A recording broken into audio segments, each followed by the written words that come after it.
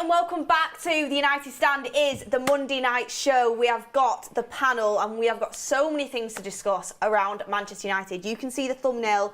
Should Erik Ten Hag drop Bruno Fernandes? It's a massive talking point in the Manchester United fan base. We've got that topic to discuss with the panel and with you guys, and a lot more as well. Previewing the Twente game, talking about the weekend, what Erik Ten Hag must do to turn things around. We are joined with Ricky, Mordzs, Kev. Are we excited to get into the debate? Monday night again. It was good last week, enjoyed it. Let's do it again, man. Let's do it again, and we're excited to get all you guys in the comments as well. Any topics you want to bring up, I'll put to the panel. Make sure you get your super chats in, comment down below, any polls you want, ask for them as well. Hit a like on the video, get interactive. I'm so excited to get into it. So, starting off, first and foremost, Kev, I'll come to you. The question is, should Erik Ten Hag drop Bruno Fernandes? Harsh question, we're straight in there, man. There's no messing about. There's no small talk. No, there's not. But we have to look at the match coming up on Wednesday. Some people might look at it as being dropped.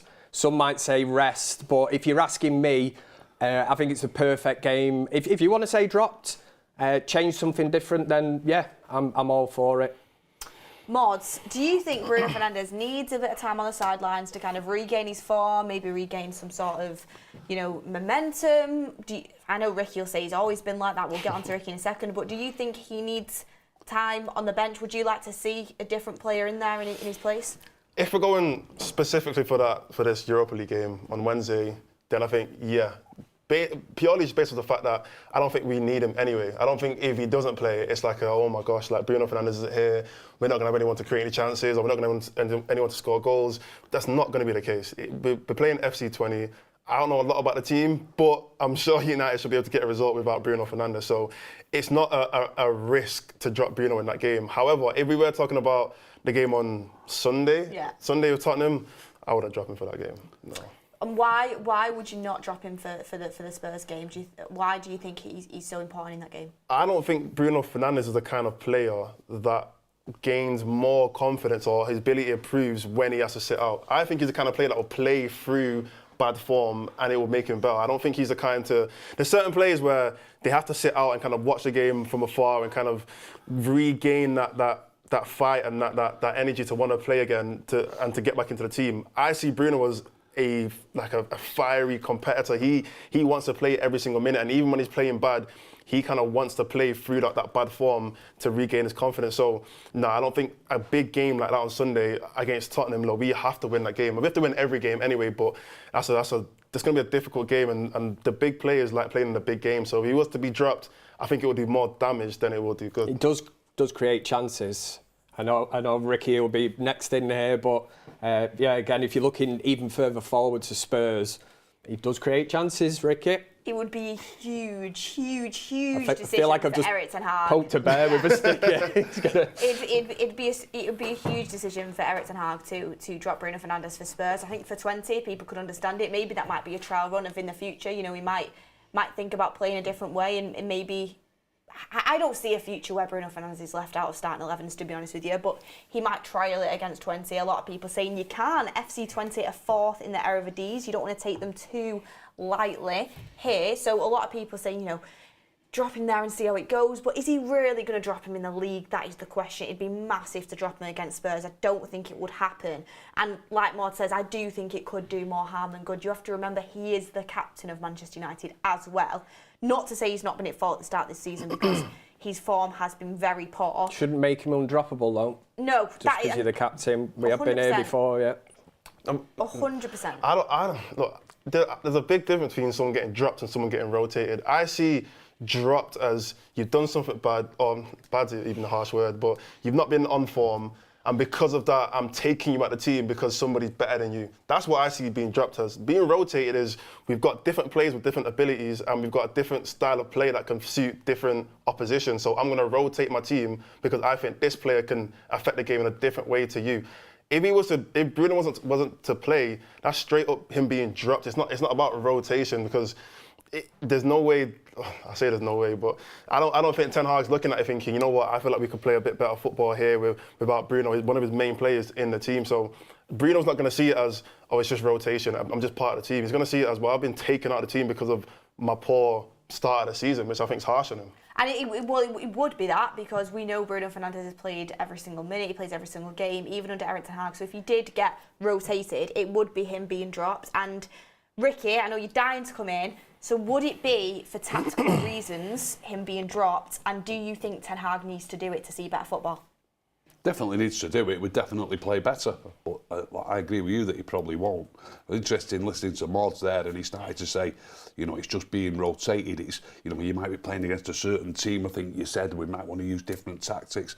To me, that's explaining about somebody being dropped, not being rotated. You're finding when you're being rotated, you don't need to find reasons at all. It's just being rotated. You know, you've got other players who need a game. You've had enough games. That's it. You don't need to say, you know, it's against such and such a team. Or I think you also said you might suit better playing against, or you can bring something to the team that you don't bring. To me, if you're going to do that for that reason, that's being dropped. That is not being rotated. I think I see it as a drop because, like, let's look at other teams. Look at City, they have Grealish on the left and got Doku on the left. They're two different players. Doku is way more direct than Grealish is. If they were to play a team where Pep was to realise, okay, their fullback, their right back, or their left back, whichever side it is, it's clearly weaker than is a weak one-on-one defender. He might think, okay, I'm not going to play Grealish, I'm going to play Doku because I know Doku can be able to take him on a lot more and it's going to be a lot more difficult for that fullback. But that doesn't mean Grealish was played bad. It doesn't mean Grealish is a bad player or he can't play against him. It's just he's isolated a weakness in the opposition team and he's seen a strength in one of his players, so he decided to rotate them to try and gain an advantage over the opposition team. So I think that's the difference between being dropped and rotated. None of these players are getting dropped in City. It's just Pep's just realising or seeing weaknesses in the opposition and he's picking his players accordingly. We did have a similar situation at the weekend with Marcus Rashford, didn't we? You know, he was on the bench and people's minds were blown. Why is he on the bench? You know, was he in Temple Bar last night, you know, splitting the G? Was he back in Belfast? There had to be a reason why Marcus Rashford was on the bench. Now, what it comes down to is the fact that Garnacho, is the top scorer, and Ahmad's playing better than him. So he was left out of the team for that reason. Is he dropped? Was he rested? They start. Everybody reads a hell of a lot into it. Well, that is definitely an interesting point. I do think it was crazy to suggest that Erik Ten Hag simply just couldn't rotate Marcus Rashford. I didn't think he could because of Ten Hag's behaviour towards Rashford in the past. Like, he'd played him through anything, like he'd backed him completely. No matter how he played, he'd usually start the next game. So that's why I thought it had to be, you know, an injury or something like that. But then when Ten Hag did explain it was rotation, you're like, okay then. And then the fact that there was actually, you know, discussion about it through the punditry, like, oh, there must have been something, as if Marcus Rashford could never be dropped for Manchester United. This is the point you have to make. No one is undroppable for Manchester United, and players do have to perform. And Bruno Fernandes, as much as I do think he has been, I think he's been Manchester United's best signing post Sir Alex Ferguson. Ricky, I know you won't agree. That is my opinion. I think he's Manchester United's potentially. It's tough now, but I definitely think he's been our best player for a long time. But that's because you don't think about defenders, Beth. But he started the season very, very poorly. And I'm going to be honest, that Crystal Palace game was probably the worst game I've seen him play in a United shirt, or if not one of them. And he was the weak link. It was him that we lost the ball. I've seen multiple passages of play where he's just kicking it at Crystal Palace players and it's just going straight back to Crystal Palace and he's just losing the ball over and over and over again. 34 times he's lost possession. And some of them, you can't excuse it. Like, you genuinely can't excuse it. It's just completely rash and it's erratic and it cost us in that game. It really did. And it's a game we definitely should have won whether he did that or not. But it did cost us. And Rob McCormack has actually just put in a really interesting super chat that I'm going to bring up to you, Ricky. You spoke on this show last week about how Bruno did only have 7 assists last year. And 8 it was actually. 8 assists, sorry. Yeah. In the league. 8 assists in the league, and you compared it to other teams in the league, saying, you know, it actually wasn't that many for someone who's supposed to be Manchester United's talisman. And everybody bangs on about goals and assists and chances created. Well, Robert McCormack said that apparently in 2024, Bruno Fernandes has only had 2 open play league goals in the whole of 2024. So again, does that show that even in terms of the goals and assists that he is so known for, that is dropping off as well? His numbers have dwindled dramatically season on season. Well, the drop off has slowed a little bit, but from the very beginning, it fell off a cliff after the first season to the second season. How on earth it happened is beyond me. It's just absolutely. When I say it's beyond me, there was lots and lots of penalties. I think he scored as many as like 12 or 13 penalties in his first season, and I know people will say, you need a good penalty taker, and I agree. If you've got a great penalty taker, it's a bonus, and without any doubt, look, I will not criticise a player unnecessarily. I'm forever criticising Bruno because he does so many crap things, but he is a fantastic penalty taker, and it's great having a good penalty taker within your team.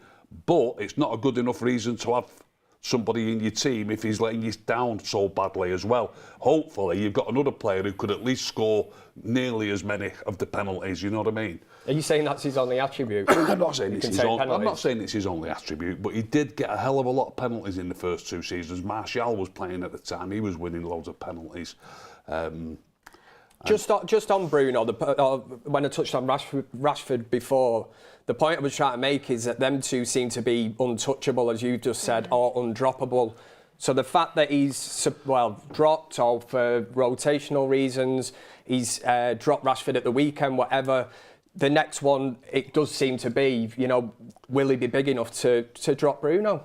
And that is the thumbnail, for the video. Well, what the question is as well, which I was thinking about, and you speak about how Bruno's numbers have dwindled, and he's mad because he got, not last year, but the year before, he did still get Manchester United Player of the Year, I think it was. Or he might have, actually, no, he got it last year, didn't he? He got Player of the Year. Dalot got Players Player. Dalot should have got both, really. He got Player of the Year voted by the fans, and Dalot got Players Player. He's voted by the fans, forget that. He's got Players Player before, but it is correct. No, his numbers have dwindled. His numbers have dwindled.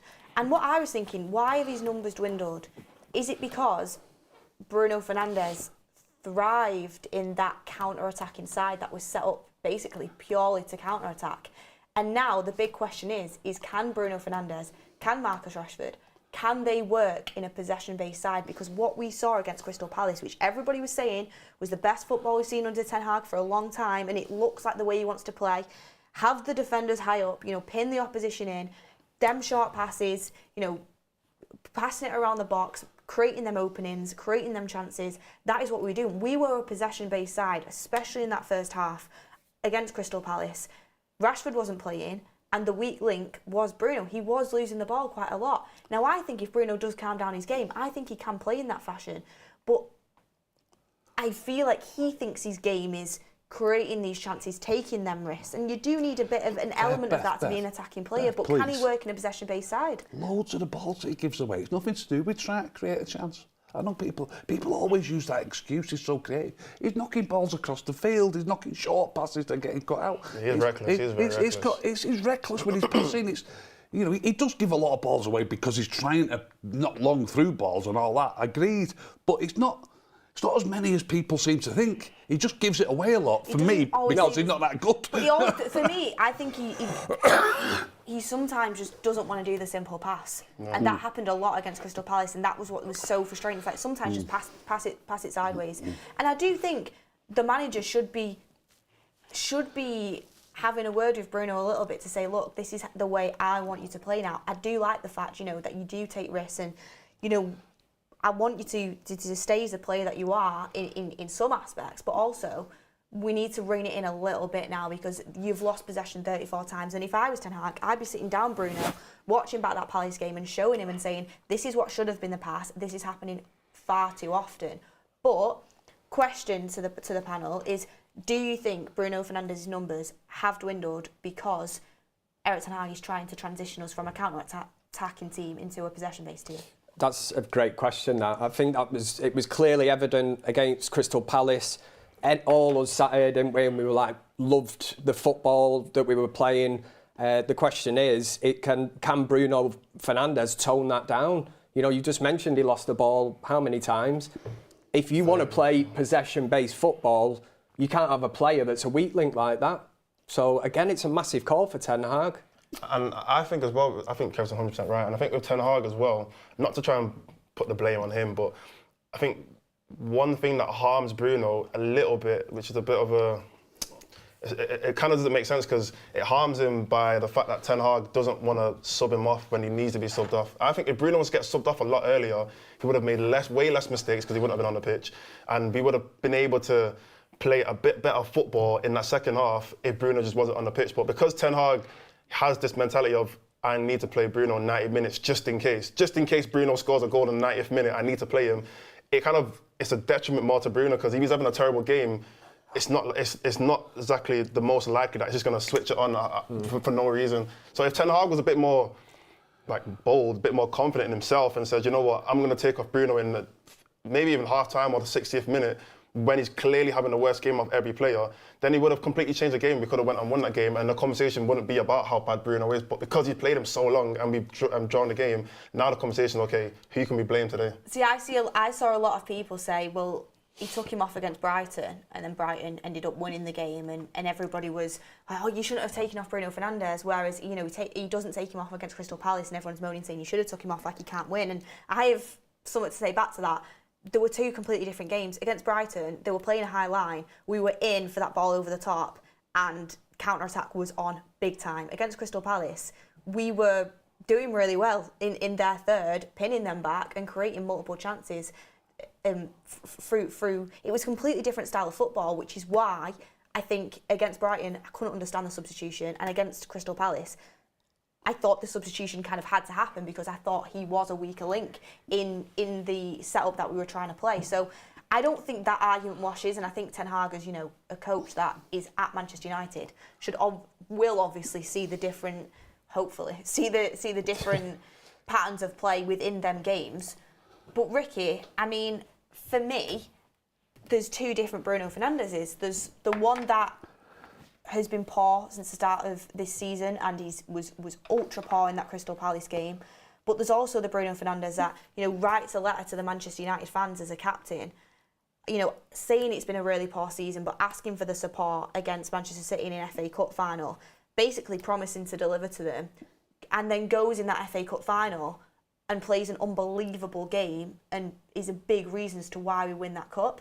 So people can moan about Bruno in terms of the way he plays in a possession-based side, but there is other positive aspects to him, and he has had a big positive impact on Manchester United in certain big games as well.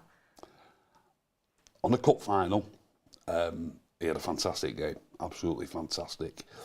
Not because I want to be critical of him, but I'm half gutted that he got that great assist because he had everybody always talks about that. He had a great game without the assist. His work rate, his positional sense in that game, they'd obviously worked on it. He had an absolutely cracking game in the cup final, and I appreciate the effort that he put in. As with all the players, Wan-Bissaka, for example, who's gone now, had a fantastic game. I loved it when we beat City in the cup final. I just couldn't believe it could happen.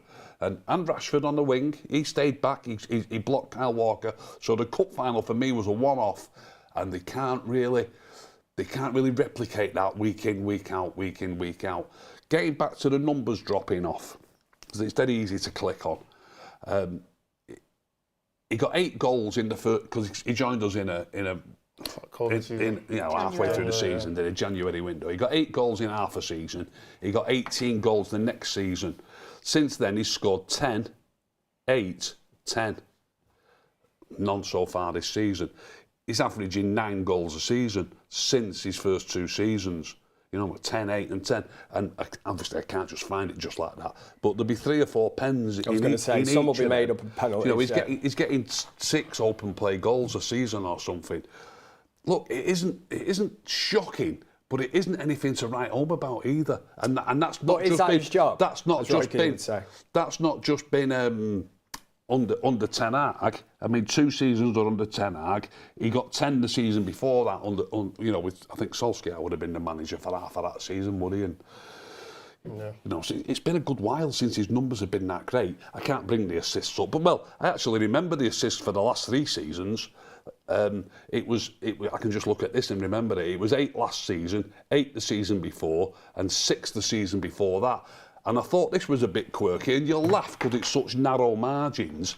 But in the season where he got 6 assists, was the season we scored 58 goals. We scored 57, 57 and 58. In the season he got less assists, we scored more goals. Do you understand what I'm getting at here? I mean, it's tiny amounts. It's tiny amounts.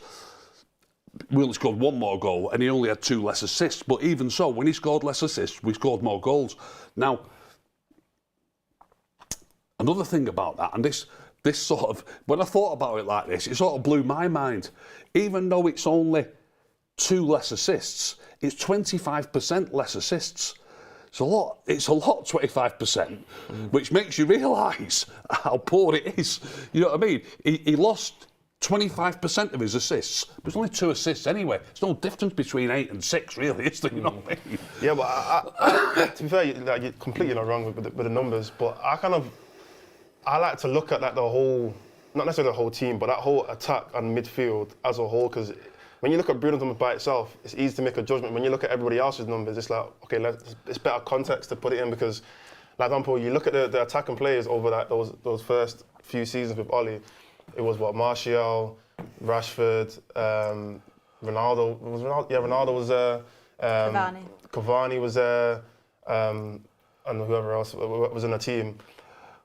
If Bruno's being able to get, or if his assists have dropped, you've got to look at how well our attacking players doing. Are their numbers going up? Because if their numbers are not moving, then you can't blame Bruno.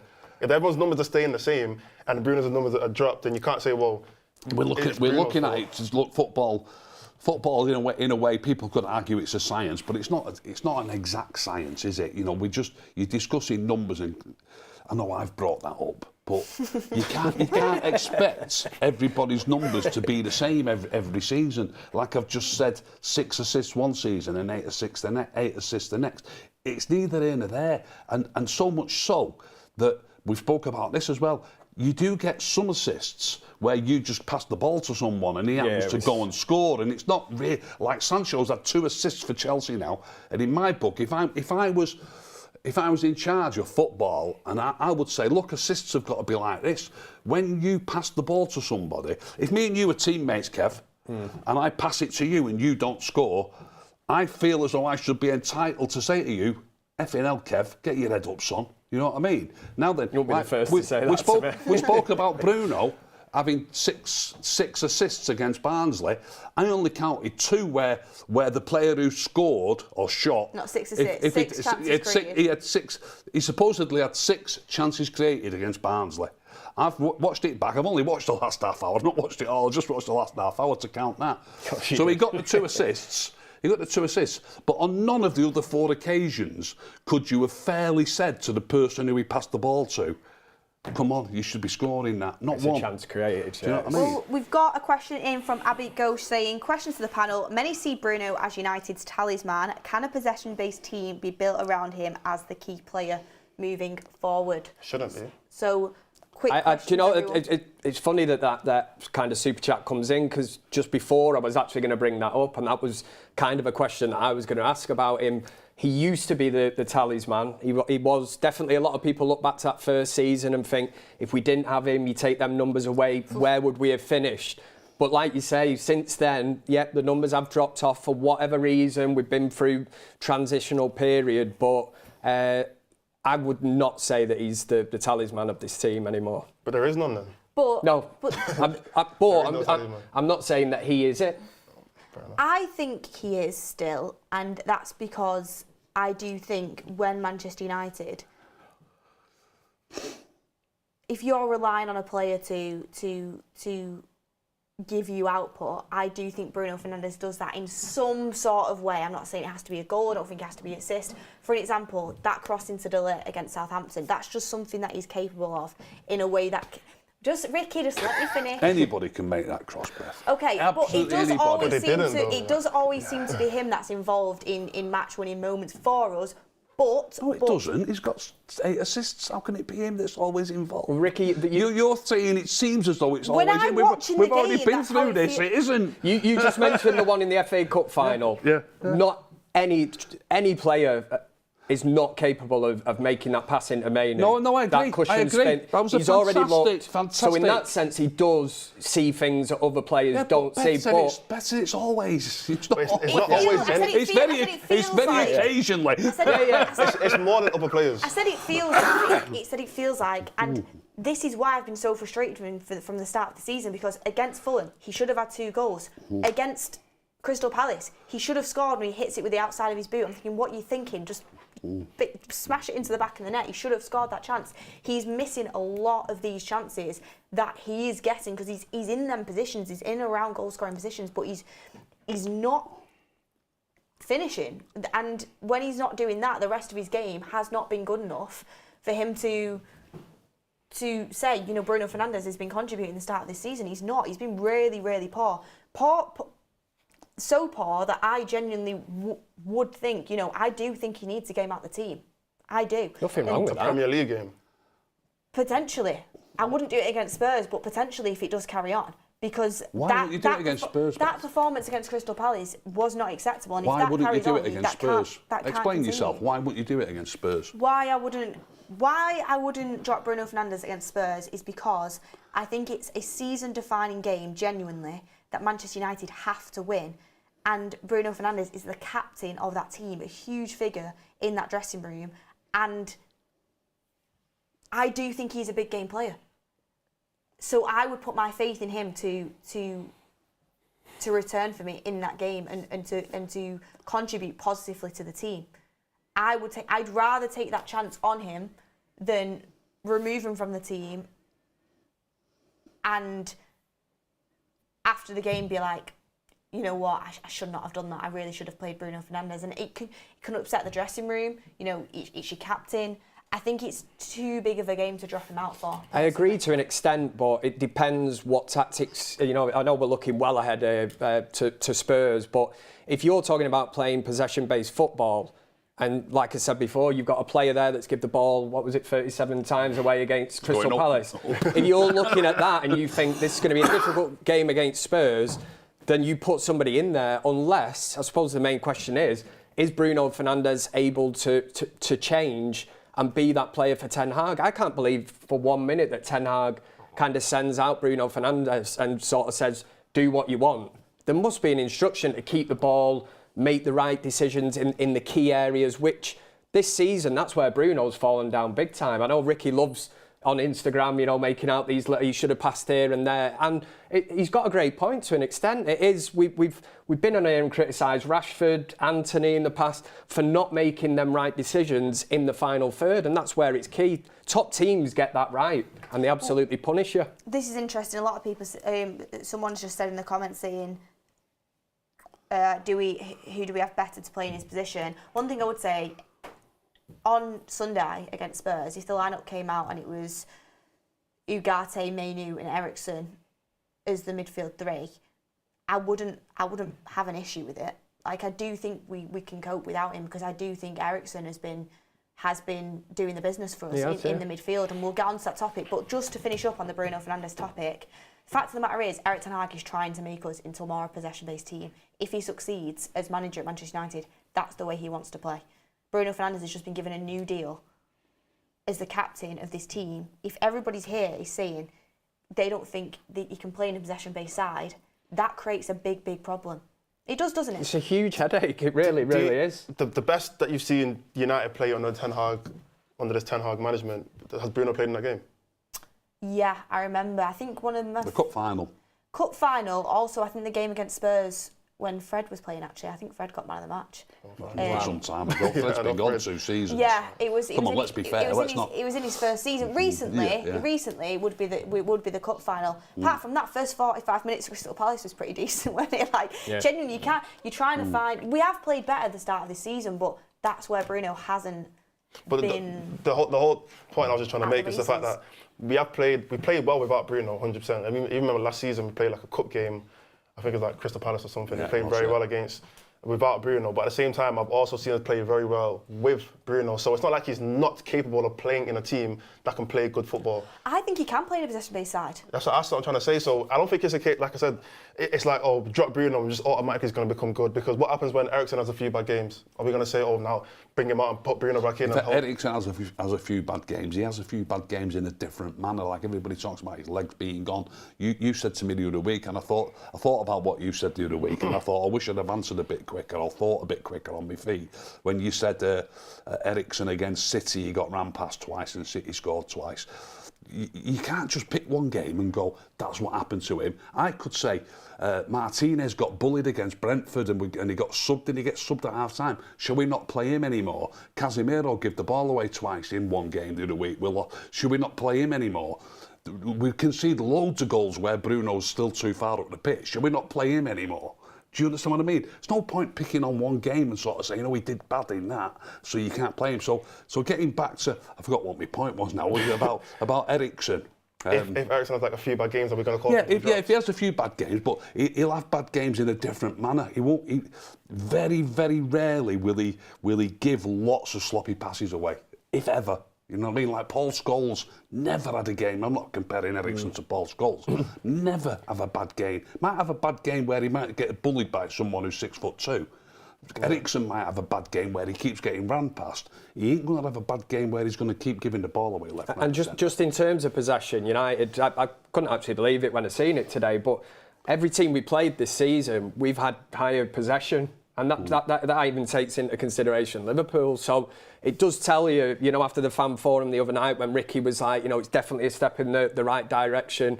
It is, because all these things are building. We're not conceding as many shots. Defensively, we look sound. But it is becoming a bit of an issue, this kind of number 10 or whatever it is where Bruno sort of used to work his magic. It is becoming a little bit of an issue at the minute. And I think Xerxes, to an extent, is kind of highlighting that, because he's playing so well. As Ricky would say, he does use the ball well, keeps it, brings others into play. That's a really good point, that, Kev, because despite the fact I think Manchester United have, how many points do we have? How many games have we played? Played 5 games and we've got 7 points. 5 games and we've got 7 points. So we've got 7 points from 5 Premier League games. I did know that. I was about to move into that. We've got 7 points from 5 Premier League games. That is not good enough at all. But on paper, when you look at the stats and also when you actually watch the games, we are improving and we are progressing. The Brighton game that we lost, we lost it, but and people we are know like, we played well. Is that acceptable, the 10 points from Manchester United standard? No, but you've got to remember how bad we were last season. A lot of people saying we were lucky to actually get 8th for some of the games that we played. Like, the way we played last season was so poor. So we have improved. We have done that, but we've improved by playing in more of a possession-based side. It's just going to continue like that. But the majority of Man United fans will tell you Bruno can't do it. I think he can. I think it's up to the coach, Erik Ten Hag, if he wants Bruno to play a certain brand of football and work in a system. I think you've got to coach a player to do that. Well, you just got to tell him, look, if you don't play like how I want you to play, you're not going to play. That's what Mourinho did to Hazard. Said, you need to. If you're not going to play how I want you to play, you're not playing. I don't care if your name's the biggest name in the Premier League. Why would you want to try and put a player into a team where you want, even before you put him in the team, I know he's in the team already, but if you're going to put a player in the team, why would you, if you say you were signing a player, say you were bringing a player out of your youth team squad, any player, if you're going to put a player in your team, why would you be putting him in the team and saying to him, right, I don't want you to play like you normally play? Why would you do that? I want you to play different to how you normally play. But it depends who you play. It depends who you play, but if you've got... But I get you. No, you don't, yeah, it does happen, of course it happens, but surely you're better off trying to get a player who plays how you want your team to play. You want to get a player who plays like that naturally, rather than having to force a player. You'll remember to my next point. You'll remember Phil Neville man-marking Patrick Vieira at Old Trafford. You were like, what? He's not a midfielder, and he did a great job. I'd love to see a midfield, and when I say given a chance, I don't mean for one game or even 2 games. It's got to be 4 or 5 games. I'd love to see Ugarte, Mainu, and Eriksen. I'd love to see it because Eriksen is then playing with other good players, and he's also a little bit further forward, and he picks a simple pass. We certainly need that protection. You know what I mean? Yeah. Abby Ghosh says he has that cross in his locker, as Beth mentioned. Isn't that definition of moment FC? Such crosses can win you a game, but consistent player wins you a league. Really good point that, I think, actually. Supercharged. And someone's replied to that saying, you never win a league title with Bruno Fernandes. He's simply not disciplined enough. He's discipline an issue. I mean, we did the whole can United win a league with Bruno question the other night, so we won't go over that. I think we've all had our feelings towards it. But Ricky, you're bringing me on to my next point. And my next point is, has Eriksen become a key player for Manchester United within the last 2 weeks? No, genuinely, has he become a key player for Manchester United? Does anyone want to take the lead on that? I'll take the lead on that. I think he'll play against Spurs, and it'll be interesting to see. Let's put it this way: if he plays against, I know he said PSV then. If he plays against Twente and then plays against Spurs, I would say the answer is yes. He might. Or even if he rests him against Twente and plays him against Spurs, then the answer is yes. I was going to say, the biggest indication would be if if he's on the bench or left out against Twente, that he's looking at him thinking, He played 90 minutes. Yeah. That's a player. I was surprised he played against Barnsley. Yeah. He played well against Southampton, and even though, let's be honest here, 99% of people said, he won't play against Palace, it's a bit tough for Palace. I said, I think he will. But when he played against Barnsley, I thought that meant he wouldn't play against Palace. Yeah. You know what I mean? Well, the sceptics will look and they'll say it was only Barnsley, it was only Southampton. But what surprised me then, we navigated through them games, was we knew that Crystal Palace was going to be a difficult game, but to see Eriksen, them same levels, looking really, really good, I looked and I thought, wow, I don't mind admitting that a while ago he was one player on the list of midfielders that he was like the forgotten man. You did look and you hear these people, his legs have gone, he's done, he's finished, and you didn't even consider him anywhere near this midfield, especially 5 games into a season, at this moment in time. And then Robert McCormacker says, Eriksen has got a bigger brain than the rest have put together. Here's one, and this is the next part I wanted to bring up on the Eriksen topic. Within the last 3 games, you can see when Eriksen's on it and you're getting the best out of him, how important he can be to playing football for Manchester United and for the system that Erik Ten Hag is trying to play, which is a possession-based side. So, where are Eriksen's weaknesses and why do people often say, he shouldn't start? People say because of his physicality. People say, not enough. He's not got the legs, not got the mobility. That is what is used against him. So, if United play their best football with Eriksen in the side, and when Eriksen's playing well, United play their best football, and we can agree that is the case. He's been important in a lot of big games for Manchester United when Erik Ten Hag first came in, and now, the best 45 minutes we've played in a while, Eriksen was really key in that. Should Manchester United be going into the market for a younger version of Eriksen, someone who plays like him on the ball, technically, has his sort of vision, but is better physically? And I know, Ricky, what he's going to say, it's very hard to find that, but is that the direction that Man United should be looking at, one of them type of players? Yeah, I think they should have been doing that anyway. I remember when Maney first started playing more first-team football, and I was like, United should just look for another Maney, another 2 or 3 Maneys. They've signed a young kid who's 17 out there who's really looking strong in midfield. They have, I can't think of his name now. Oh, is that the one on somebody will bring Deadline it Day, is it? Oh, is it? Kone, yeah. Is that his name, Kone? I wouldn't have even knew if you told me. Senegal. Oh, that's Obi Martin, that's a striker. Kone, I think Kone's more of a defensive midfielder, I think. Don't worry about that. Ugarte passes it well, you know what I mean? He looks to me like a proper footballer. If we're going to play this possession-based football, we're going to push up the field, we'll have a back 4 near the halfway line, and your defensive midfield players will be 10 yards inside their half.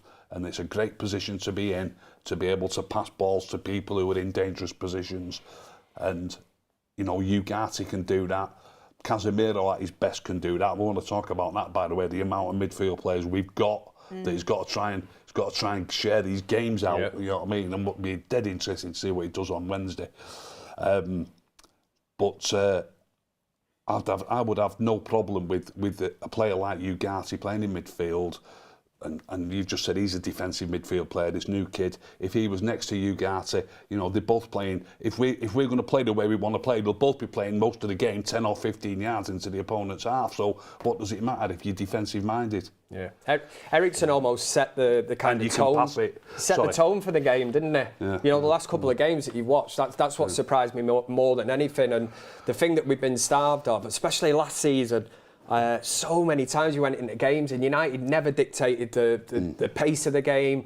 We almost sat back as if to say, go on. Sometimes it took us to go 1-0 down to get a reaction from these players. And it was never, kind of sustainable. Whereas, this season, yes, we did get beat by Brighton and that, but there was still a performance there where you walked away and was seeing things.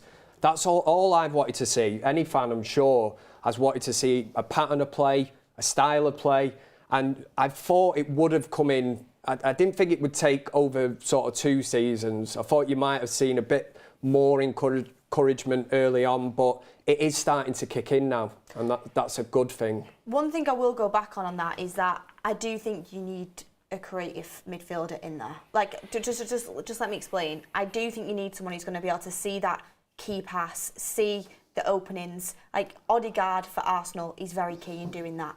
He keeps the ball really well. Odegaard's a class player. He's a creative midfielder. You can name them, like everyone at City is. Let's be real. Everyone at City can see them passes, like most of them, the attacking players anyway. You have James Maddison at Spurs. Okay, he's gone through a bit of a rough spell, but Bruno Fernandes is our guy. Eriksson, when he plays, even in the 8, but even if he plays further forward, he can be that guy as well. Just you need a midfielder in there that can see. Has the vision. That's what you do need, I think. I know you speak about it doesn't matter if they're defensive minded or not as long as they can pass it. I get that, but you do need someone with vision in there, in my opinion. Is this why Ten Hag wanted De Jong? You talk about who is the next Eriksson. You've got somebody there, fits the age profile, quick, can move, certainly pick a pass, but I don't want to go down the De Jong route because we spent all summer kind of talking about it. I think Mainoo's replaced what De Jong was going to be. I think a lot of people see as, is Eriksson going to play further forward? Is he going to be that guy? We've been linked to Eze, we've been linked to Musiala, we've been linked to Simmons. Like, people are thinking, is it going to be Bruno or is it going to be somebody else? Because he's signed a new contract, it seems like it is going to be Bruno, and he is the captain, and he's been so important for us for the last few years. But we'll just have to wait and see. But there is a poll in the chat. The poll is who should start in the 10 against FC Twente, either Bruno Fernandes, Christian Eriksen or Mason Mount. Currently, it's 46% Mason Mount, 36% Christian Eriksen, 18% Bruno Fernandes. Oh, is Mount failed to start? He's fit now, and he's on the bench. He's fit. Oh, okay. He's fit. So that's what I was talking about, the number of midfield players. We've got 6 midfield players and we need to give 3 or 4 of them a game on. Can I just say as well, I'm going back slightly, but the Bruno contract, some people say that contracts aren't, worth anything anymore. All that actually does is Bruno signing this contract, everybody thinks there's not a chance they'll ever sell him. All it means is that if United do go around selling him, they've ensured that they're going to get a decent fee for him. Yeah. Because he was going to go out of contract. There was talk of Saudi, maybe in a year's time or whatever down. We could have possibly lost him for free, so he does fall. Don't get me wrong, I think he did deserve the contract at that time. Not an issue with it, but I do think it safeguards the club. Because if they do look to sell him and it's on their terms and they agree, listen, Bruno, it's not been a great season, if you want to move elsewhere, they'll still get half decent money for him, considering what we paid for him. So you think it's not like an absolute mainstay, it's just protected? I don't think it's a statement of intent. The same way that I don't think the contract that Ten Hag got at United, everybody looks into it, he's been given a new contract. Well, he hasn't. He got a year added on to the contract he's got now. They just activated the extra year on it. So again, that's not a huge sort of leap of faith and going, this is our man. I think we all know that Ineos had spoke to other managers, Tuchel or whatever, but I think the contract, especially in football these days, it just I'm sure Bruno Fernandes is happy as Larry, man. I'd love to earn that much money a week, but... Graham Cox says, keep telling you all, Mount will eventually do Bruno's job. Maud, thoughts on that? Mount will eventually do, as in play as a 10 and be the starting as a 10. I think, even in terms of what Kev was saying about his contract, look, Bruno's, 29, 30 now? I don't think he's 30 yet. Oh, he's 30? Mm-hmm. Look, 30-year-old, I'm not trying to say people fall off at 30, but let's be honest, he's probably got about 5 more years left on his clock right now anyway. Look at Casemiro at what, 32? Yeah. You look at that decline. And yeah, Bruno's more physically capable, in my opinion. But I'm sure everyone probably said that about Casemiro. Like he had a very good season for us, and then all of a sudden he fell off in one season. I'm not trying to say that's going to happen to Bruno, by the way. I'm not trying to say it's already happened. I don't think that's going to happen to Bruno. We've just been discussing I don't think he's falling off at any point. But I'm just saying, for Bruno, he's probably at the point of his career where he's thinking, I've probably got one more big contract left in me before I'm going to be 35 years old. I'm not going to get a 5-year contract at 35 for United, so I'm going to have to sign a contract now to at least secure my next 5 years at a big club at a decent wage before. And if he doesn't win in those next 5 years, I think he will 100% be gone. Bruno's a clever one because you could still get a fee for him. If it doesn't work out and Ten Hag does want to go possession-based and it doesn't work, like I say, you do get the fee back. But in the old regime, the kind of contracts that were handed out to the likes of Martial, I didn't agree with that at the time. I know Ricky will probably say, yeah, but the injuries, the likes of Phil Jones, there's been loads of players that have been kind of rewarded with contracts, but that's because I thought that the old regime thought that they could get a fee for them players. But I think Bruno is it's a different kind of transfer that when you look at it, because you could more or less, if you're going to talk about daft money from Saudi or somewhere like that, you probably make the money back that you spent on him kind of 5 whatever years ago. I wouldn't want to sell Bruno. I still think there's a. I'm not saying for 1 minute like get rid, but I'm making the point that contracts these days. It is a possibility. It's not like nailed on. No, but like United, handcuffed to Carrington for the rest of your career. United hold all the aces, don't they? I suppose the player does to an extent as well, but no player's bigger than the club. If United do turn around and say thanks for your service, it's a cutthroat industry, isn't it? It's just that's how it works. Bigger players have left clubs and we'd move on. I mean, would you be devastated tomorrow if you heard that Bruno's leaving? Yeah. Yeah. Wow. Devastated. When I say devastated, I wouldn't be in tears. Like, I'm still a grown man. Like, I'm not going to cry about it. But like, I would. But we're from different eras. Cause I remember Erik Cantona leaving United. You know what I mean? I was absolutely devastated. I can remember Ronaldo 2009 leaving. Absolutely devastated. There was Roy Keane even when he walked out under a cloud. There's players like that where you look and you think what they actually achieved at United. But some people might also say that, well, Bruno's playing in a different team. It's a different United. I get that. We've not been that competitive. Like. For me, it wouldn't necessarily be because of anything he's won at United. He's won like 2 trophies. It would be more based on the fact that he's probably one of the only players in the club that I feel like he loves the club as much as I do. Yeah. That's connected to it. Yeah, like it's one of the. There obviously are like Mainoo's been a United fan since he was a kid. Rash has been a United fan since he was a kid. I'm sure there's other players that do love the club as much, then they might just not show it. But from what I've seen from Bruno, so you was gutted when Matt Tomini left then as well, was you?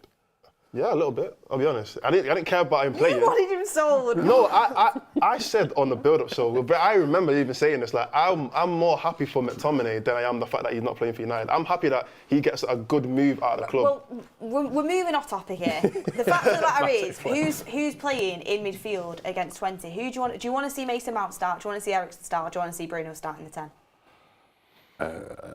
I'd want to see Eriksen start, but surely, if he's going to play him against Spurs, this is what I'm on about. It's just so many players. Makes it interesting. He's going to want to give. I'm not talking about in the 10. I'm talking about in midfield. He's going to want to give Casemiro a run out. He's not had a run out. He played against Barnsley, didn't he? He didn't get on at the weekend, did he? I don't think he did. No. Obviously, Ugarte, he's due to start. Can you put both Ugarte and Casemiro in this game? And if not, one of them's going to have his, spit his dummy out, aren't they, so to speak? It might be viewed a bit too defensive, that. Cause he did it against Barnsley. Yeah. Well, did they both play? We won 7-0. Did they both play? Yeah. So we might do the same again. We both played. We'll talk about what we think It was only Barnsley. This is a Europa League game. The thing is, like, I know, it was, but you could play them both, but... Eriksen, Bruno and Mainu are both playing a lot at the minute. Could the midfield against Twente be Casemiro, Ugarte and Mount? Could be, but I honestly think... we'll get onto it in a sec. I wouldn't mind that. Sid T says, Bruno, Rashford suit counter-attacking teams. We need to move on from them for this system. Ugarte, Eriksen, Mount is my midfield. No Mania in there, that's bold. Mario Franco says Dallo was amazing. Him being able to drop into midfield with De Ligt, Leacher and Mazraoui pushing the line-up has helped Eriksson and co focus on retaining the ball. Brilliant chat in there, and that's definitely something that we have employed and he's working super well in terms of a tactical from a tactical point of view. But guys, the midfield, I will speak about it one last time because I want to ask this question. Ugarte has to play. You'd like to think Casemiro is going to play, but is Erik Ten Hag actually going to change his team that much from what he views as his strongest team, considering, I'd say this is a game we have to win. And Erik Ten Hag, he should have won against Palace. Spurs is a difficult game. He can't afford to lose this one at all. Will he actually take that many risks with his starting 11? I think he has to go with momentum at this moment in time. I think we were all surprised against Barnsley that he didn't make that many kind of changes. We're all assuming it was going to be like the old days where Sir Alex Ferguson threw 11 kids out that you'd never heard of. But we need to build on this, don't we, game by game? So there's certain players that you would look at and think, yeah, he needs to get them into the team. But the actual backbone and the kind of spine of the team will only get better playing week in, week out. So you don't want to rip it up too much. And as you've just mentioned, it is the Europa League. There's a massive carrot that is dangled in front of you if you win this, because we're seeing how the Premier League's going this season. It's not going to be easy to get into that top four.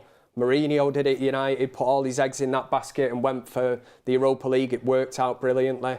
If you do win that at the end of the season, you're in the Champions League. I 100% think Ten Hag will be eyeing that up. He's got to go strong. But again, like Ricky said earlier, there are players knocking on the door. Some people will say, I don't know, such and such a person deserves a chance, whoever it is. We still should be good enough, but I think you need to keep that kind of, the core, the backbone, and build on that. Because last season, injuries hampered us. The amount of combinations we played at the back was just ridiculous. So from a defensive point of view, I'd still go strong. This new format of the Europa League, it'll be interesting to see how he thinks about that and how he feels about that, because it's not a group of four now, is it? Is it 32 teams? I think 36, isn't it? Is it 36? But you've only got to finish in the top 8. Now, if you think about that, we finished 8th in the Premier League. No, it's top 16. Most of these teams in the Europa League, probably 50% of them wouldn't cut it in the Premier League. Do you know what I mean?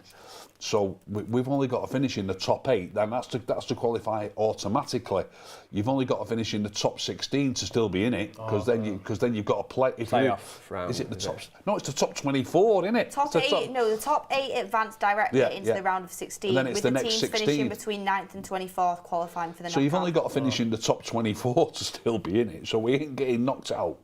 We are not getting knocked out in this group stage at all. Ricky's famous last words. No, we're not. We are not. Clip it up. I'll put my life and my house on it. We are not getting knocked out in this Definitely group stage. clip it up now. There's only I know what you mean. there's only about 8 teams not getting through. When I say not getting through, 8 go through. Yeah. And then 16 play off against each other. Yeah. So that's 24 teams. You don't want to be doing that. You don't want to be doing that, but you want to be doing that rather than getting knocked out. But so you get another chance, don't you? That's what it's teams designed actually for. still in it. Yeah. There's 24 teams going to still be in it, and there's only about 8 or 10 then who actually don't qualify. If we finish in the bottom 8 or 10, you've got to sack the manager immediately. Do you know what I mean? Immediately. Well, we just pack up and go home. I'll take up netball, Ricky, like you said that time. Quickly, Mojo, welcome to United Stand Members Club, and he's gifted 50 United Stand memberships, so thank you very much. 50? Absolute legend, yeah. Wow. Crazy stuff. Thank you very much for your contribution. And, everyone in the chat's absolutely buzzing. They're getting membership. So, yeah, great stuff on that. I mean, I think Ten Hag will be looking at this competition, and this competition, it's got Ten Hag written all over it. It's got a way into the Champions League. Do we think we'll get top 4? I think it'll be a tough job to get it, to be honest with you. If we're honest. So it's a way into the top 4, and this guy, trophy. He's lived off his trophies. And what's next on the agenda? I think it'll be the Europa League. So I think he'll go strong, personally. Let's discuss what lineups you would do. Not what you think Ten Hag would do, what lineups you would do. Kev? Anana starts. I go... Ooh, good one, this. Mazraoui stays right back. I'd keep the same back four. Dalot at left back as well. I like what Dalot's doing, this kind of gliding into the 6 role, supporting the midfield, you know, and then it goes into a 3 and you've got an overload. So I'd definitely keep that. Mainu, I'd probably go Mainu, Ugarte and... Oh, it's so difficult this now, looking ahead. Do you know what? I'd put Mount in. I was going to say Eriksen, but if I'm Erik Ten Ashford and I'm looking and thinking ahead and thinking I'm probably keeping him for Spurs. And then I'd go Ahmad, Garnacho, Xerxes. Just keeping it strong, Kev. Keeping it strong. Keeping it real, man. I said that you need to get off to a great start in this. Certainly don't look at FC Twente and say, oh, it's only FC Twente and that, you know, you can't take them lightly. It's the first game, yes, it's at Old Trafford, but like I said, just a few tweaks. That back four's the main one for me at the minute. You know, if it's not broke, don't fix it.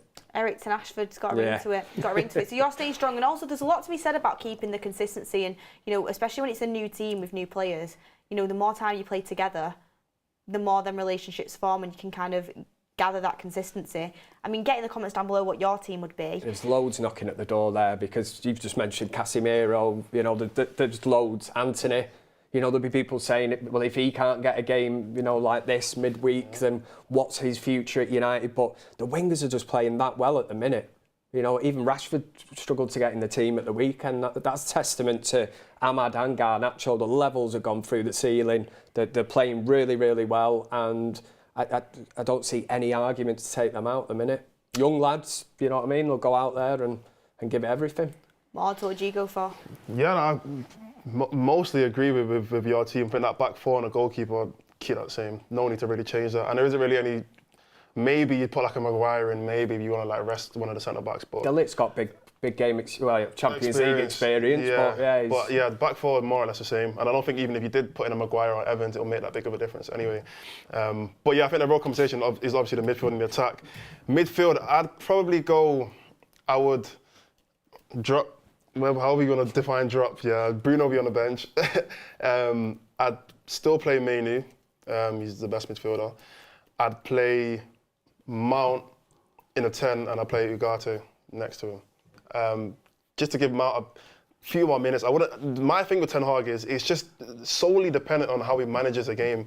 If he just decides to play Mount for 90 minutes or if he just decides to play, I don't know, well, let me talk about the attack a little bit. I'd probably play Ahmad on the right, Garnacho, Rashford. Give Rashford a game, come on, man. Yeah, you didn't give him a game. Rashford on the left, and then maybe even Højlund can get a few minutes up there actually. So yeah, I'll probably start Højlund as well. But it's like I said, it's about how he manages the game. When it's time to bring players off, bring them off for the right players. Don't go and if Rashford doesn't start, don't go and bring him on as a striker because you just want to keep everyone happy and put Garnacho on the left. Or he needs to make the right substitutions at the right times for the right players. And then that's why I think get the job done. And then if you want to bring on Anthony, let's just say cruise control 2-0. What a nice game then to bring, Anthony into, no pressure from the start on him, and he can come in and do, well, I was going to say do his thing, but I don't even know what his thing is, but he'll try, yeah. Ricky? An Arnold in goal, I would probably give the centre-backs a rest and go with Maguire and Evans, keep the same full-backs. I would probably go Ugarte, Mainu and Eriksen. I really do feel as though we want to try and he's going to think that. He's going to want it strong. I mean, you're asking me what I'd do, I think, anyway. So I'd go with that midfield. I would go with Ahmad, Xerxes and Garnacho. As I mentioned earlier, to get directly through, you've got to get in the top 8. And to try and get in that top 8, we've got to nail down our home games. We've got 8 games. We've got 4 games at home. If we can win them 4 home games, we've got a great chance of good at finishing 8th, of being in the top 8. So, interestingly enough, Kevin, Ricky, you both went with Xerxes. I went with Højlund. You went with Højlund. But like I said, and it's about how he manages the game. I don't expect Højlund to play the full 90 minutes. I expect him to, But you would start him. I'd give him some minutes. I think this is probably I don't think Højlund's going to start on Sunday. Well, if Mount's starting, then Højlund can be starting. The thing is, I would be tempted to put Mount in my team, but is he fit enough? That's the only question. I don't know. That's the only question about. I mean, get in the comments down below. Who do you think should start in this game? See, I'm looking at the fixture list for Manchester United, and I'm looking. We've got Twente on Wednesday. Sunday, we've got Spurs at home. Following Thursday, we have Porto away. That'll be well tough. And then you've got Aston Villa away on the Sunday. Yeah, this is the last opportunity to really rest some key players, I think. So I would rotate, personally. Rest Eriksen? Yeah, I would have Onana in goal. I would have...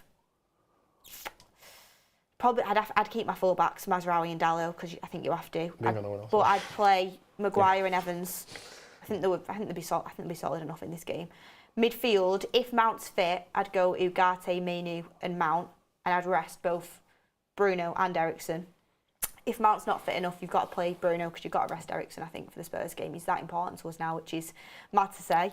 And then my front three... The Godfather swinging in his chair like a proud granddad or something. He's like, I told you, write him off at your peril. Yeah, my front three, I'd go Xerxes up top, I'd go Anthony off the right, and I'd go Rashford off the left, I think. I think Anthony... I think he could have a game against Twente. He should. I think he could have a game. He should be able to have a game against Twente. Ahmad. Ahmad could play, to be fair, because he didn't play against Barnsley much, did he? But I think this is probably one of the last opportunities for Anthony to get some game time for quite a long time and make an impact. So that's probably why I'd play him. Rashford, I think he's got to play off the back of being rested against Crystal Palace. So that's what I go with. I wouldn't mind if it was Rasmus up top, but I just think Xerxes played so well against Palace, and he only played 60 minutes, so he got subbed off quite early, so I think he can play again. I wouldn't be underestimating him as much as thinking, we can do this, we can do that, we can do the other. I can't remember, you said something right at the start, Mordzs. I thought I'll come in on that, and I've forgotten about it. Something about it being 20 and we can do this, whatever. But the Dutch league is stronger than the Danish league. And all right, last year it was Champions League, but they're only in the Champions League because they're in a weaker league. Copenhagen I'm talking about. True, actually. So Copenhagen are probably no better than FC Twente. They beat us. Did they beat us twice, Copenhagen? They beat us at their place, didn't they? Or was it Galatasaray that beat us twice? We beat them here just, didn't we? Did we get a last... Look, it was an Onana penalty save. Yes. Beat him 1-0. So we had we were lucky. We were lucky to beat them at Old Trafford, and we lost to them away. Yeah. And they will be no better than FC Twente. No better. Way worse last season. Yeah, fair enough. Tell you one thing though, Ten Hag's got history with Twente, so we should know him inside out. No excuses. To be fair, as much as I would want to play Xerxes, I'm thinking, is it time to throw Rasmus back in? But then bring him off the... You can always bring him off the bench. That's why I'm thinking. Get the job done. If you're in a position where you can start introducing players like that, because he come on against Crystal Palace, and I think we all remember his first touch. He just looked and thought, by God, this guy's rusty, which he's gonna be. He's been injured for a long time. His game is all about pace and pressing from the front. So I suppose if you are going to leave Bruno out, playing Højlund up top, at least you will have that kind of intensity and somebody who's going to chase down, like full-backs and at least put pressure on them. Is there a argument to maybe start both of them? Xerxes and Højlund? I just don't know where you put him. If you've got Mount and Eriksen, you can both play that position. Anyone? Probably not. Yeah, I wouldn't. It's weird, everyone says they want to see it, and then I ask the question and nobody wants it. It's weird though, it's like, you want to see it, but it's just risky. It's risky, and I just don't think quite yet, because part of that equation means actually starting Højlund, and like you've just said, somebody kicked the ball up to him the other day, it's like it hit a brick wall when it came back off him. like a trampoline. Like somebody was playing ball. He looked a bit rusty. Yeah, he did. He looked rusty, didn't he? He did. He looked very rusty. Abby Ghost says, Bruno and Rashford are facing more criticism with the shift to a possession style. While some say Bruno was unlucky with a poor United team, I believe he also contributed in United being poor. Interesting super chat from you. So they are our teams for FC Twente. Let's see. I mean, we've got a tough few games coming up. I mean, I'm not writing 20 off. It's going to be, it's Europa League, but after that you've got Spurs, you've got Porto away. Villa, and then you've got Villa away. That's a tough old few games from that. I mean, just quickly, just going completely off script here, but just quickly, from them games, 20 Spurs, Porto and Villa away, so that's 4 games, so it's a possible 12 points. How many points do you think United get out of that?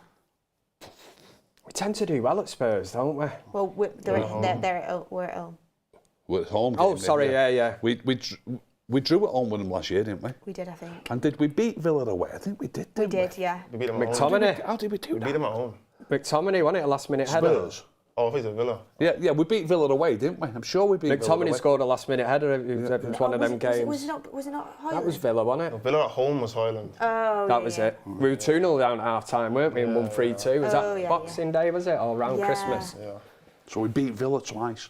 Yeah. And they still we haven't got finished in the top 4. They had a great game. They had a great season. So, how many points from 12? 5.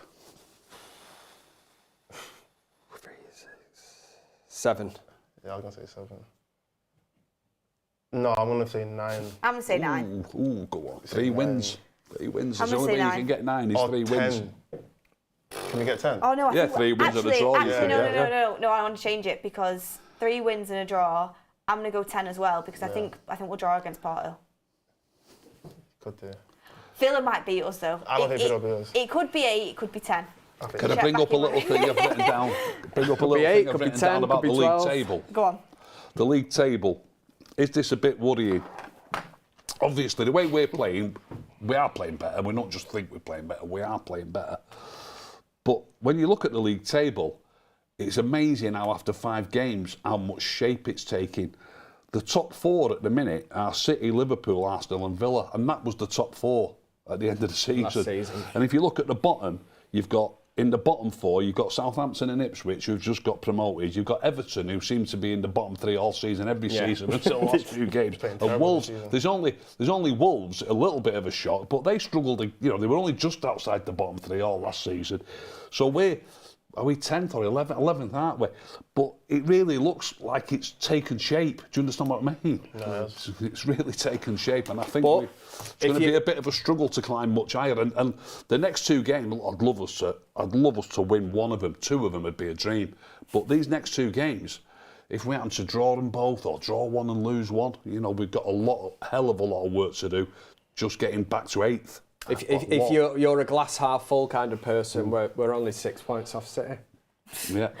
Oh, well, And I am. What I would say is a lot of people are saying, with Arteta, you could see signs that their style of play was improving and the team's improving, but they weren't getting the results. They stuck with it. They eventually broke through, and now they're getting the results and they're competing. Would you say if this sort of carried on, like we played like we did against Crystal Palace, and we're playing a lot better, but we don't manage to, get the results over the line, would you say it's a similar situation where you are progressing and you're willing to kind of take the, okay, maybe we're not getting the points that we should be doing, but we're playing a lot better and you can see where we're heading? Would you take that? That's all I want to see, progression. I've lived off this for the last 2 seasons. Anybody that's ever come at me, Ten Hag's useless, get rid of this, whatever, and I'm like, all right, well, every week I've kind of lived this, and it has come down to then hope, and and then I'm like trying to back this manager, and I'm like, and then I was at the point at the end of last season, I was like, is that it? Give him one more season, let's see. But you are seeing progression. The statistics that you're seeing. Defensively, he's now got a defence that he wants. We've still got Euro to come back, for God's sake. Imagine integrating him into this squad as well. And he's got, hopefully, the midfield. Ugarte is going to be the answer. And it's exciting. There's good young players, loads of pace on the wings and that. So, yeah, Arsenal fans went through a similar thing. You had knobheads like Piers Morgan wanted Arteta gone, very early on.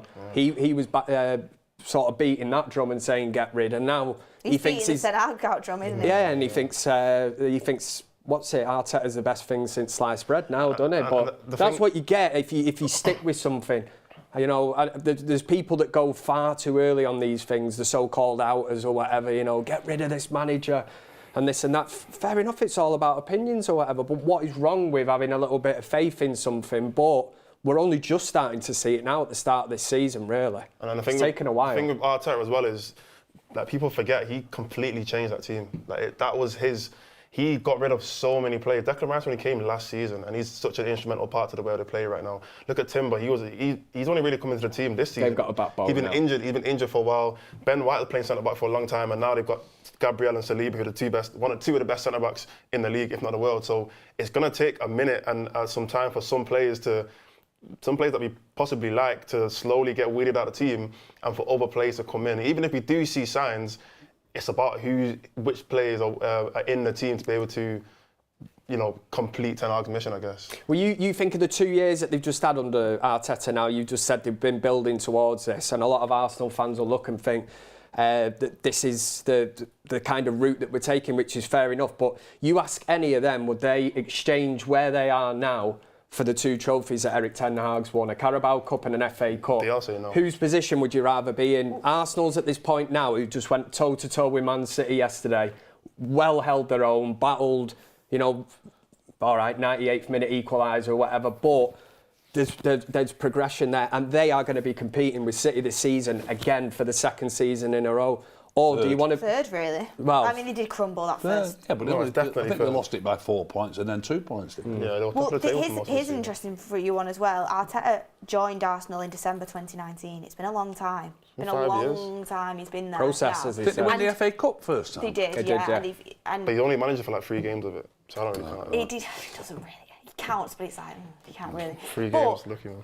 what you would say is they were a laughing stock when he took over, similar to the way we are. And he has progressed them, and there was a point where they could not get results to save their lives, but you could see that progression, and they kind of kept going with it.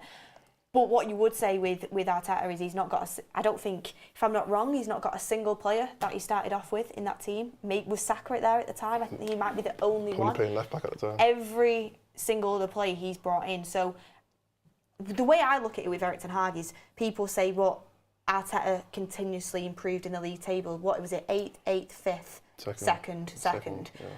Whereas Erik Ten Hag's gone 3rd, 8th. Now, God knows what it'll be this season. We'll have to wait and see. But you can't compare them like for like exactly. But what I would say about Ten Hag is, I think first season, it was about getting into the Champions League, and I don't think Ten Hag played the way he wanted to play in that first season at all. I think he overachieved massively. He played the way he did to get results, and I do think other teams being poor helped us out in that year. Liverpool dropped off quite a lot that year. They had a lot of injuries, didn't they? Chelsea were non-existent that year. There were a lot of teams dropped off, but you know what? We got 3rd, and we did it through a style of football that I feel like Erik Ten Hag had to play just to kind of get his feet into the ground. Honestly, last season there was nothing I could pick out to think this is progress. It was like we're going backwards. I really do think there was, you know, the injuries absolutely killed us, massively killed us. The injuries last season, massively. This season, you can see, you know, he's trying to play the way he's been wanting to play. Last season, when he got asked why you're not playing the way you did at Ajax, he basically said, because I don't have the players. He's brought in Mazraoui, he's brought in De Ligt. You know, Xerxes as well is a player that you can see working in Erik Ten Hag's system. The signings so far, obviously we've not seen much of Ugarte yet, barely seen Yoro, but they're actually looking pretty good, early days. This season for me is about seeing that progress on the pitch, and I said it when I backed him after the cup final last season. Next season, you have to see progress on the pitch. That's what it's about for me. What do you say? I agree. I don't think we can get 4th, but we've got to see progress on the pitch. We've got to play better, and we've got to get 5th or 6th. We cannot finish lower than 6th again, and for it might go mad. The comments might go mad. You know, we're Man United, 5th or 6th, but we ain't going to finish above City. We ain't going to finish above Liverpool. We ain't going to finish above Arsenal, and the way I'm seeing Chelsea at the minute, and they've only lost 2 of the last 20 league games going back into last season, I can see Chelsea getting top 4. That's not counting Villa. I was going to say, and then, Villa as well, then we're battling also with Spurs and Newcastle, even Brighton. Yeah. Do you know what I mean? We could be 8th again. If we're looking like finishing 8th again come Christmas, he needs to go. It's as simple as that. We've got to string some results together. We've got to look like a... And again, it's embarrassing. You don't have to tell me it's embarrassing, but we've got to look like being in the top 6 at least. Minimum. Do you know what as well? It's the only thing that worries me is I can see the football progressing, but some of the subs Ten Hag makes just baffle me. I think. What are you thinking? That was a... I mean, look, What are you thinking? I'd love to be a fly on the wall. We don't know whether Xerxes has got some kind of little niggle and he needs to come off, whether he's got...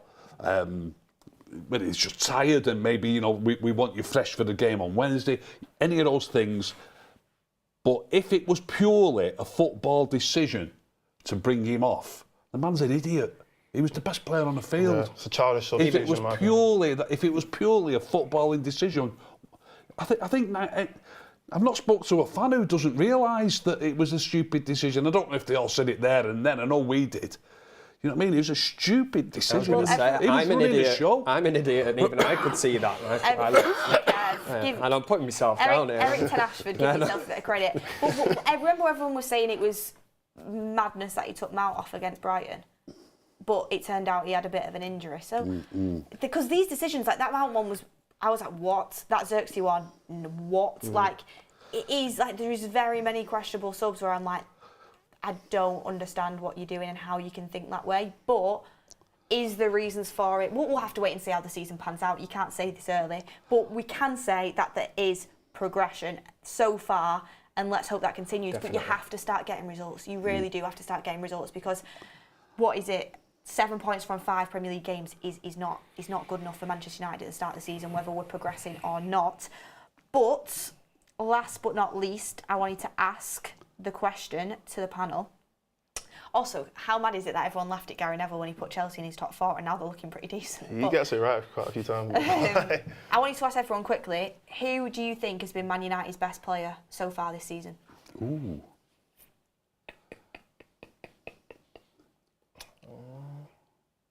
For consistency and playing pretty well every game, I'd have to go Mazraoui.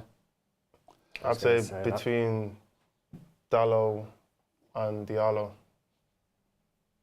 Yeah, I was going to say either Ahmad or Mazraoui. I take a lot into consideration, though, when I say Mazraoui, because he cost us 15 million. He's like, out of all the transfer activity we did, he was the cheapest. Yeah, I think he's been the most probably effective.